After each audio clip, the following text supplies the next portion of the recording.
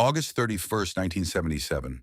While the rest of London celebrated the Queen's Silver Jubilee, something dark was breathing behind the peeling wallpaper of 284 Green Street. It began not with a scream, but with a shuffle. Peggy Hodgson, a single mother of four, heard a heavy chest of drawers dragging itself across the floor of her daughter's bedroom.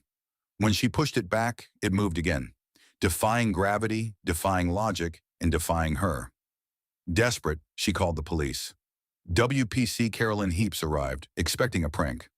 Instead, she watched as a wooden chair levitated off the floor and glided 4 feet in midair. Her official report stands to this day.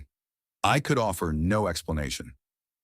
But for the Hodgson family, the explanation was just beginning to speak, and it had a voice from the grave. The activity grew violent. Legos and marbles were flung with the force of bullets. Matches ignited spontaneously in closed drawers. The house became a pressure cooker of kinetic energy, centering on 11-year-old Janet and 13-year-old Margaret. They weren't just being haunted, they were being hunted. Neighbors reported seeing the girls levitating above their beds through the upstairs windows. Cold spots moved through the hallways like invisible walls of ice. Peggy slept in one room with all her children, the door barricaded, while the knocking inside the walls grew so loud it shook the foundation. It was no longer a haunting, it was a siege. And then came the voice. Enter Maurice Gross and Guy Lyon Playfair from the Society for Psychical Research. They brought tape recorders and infrared cameras, capturing over 1,000 hours of anomalies. But the most chilling piece of evidence was Bill. A deep, raspy, barking voice began to emanate from 11-year-old Janet. It identified itself as Bill Wilkins, a man who had died in the living room chair years earlier. Skeptics claimed Janet was throwing her voice.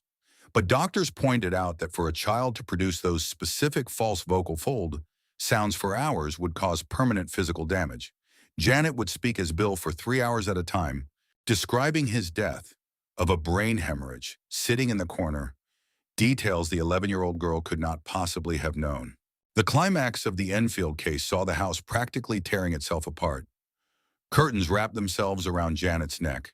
Iron fire grates were ripped from the floorboards. For 2 years, the world watched as 284 Green Street became a gateway for the unexplained. Then in 1979, as suddenly as it had begun, the activity faded into a dull echo. Was it the most elaborate hoax ever pulled by 2 children?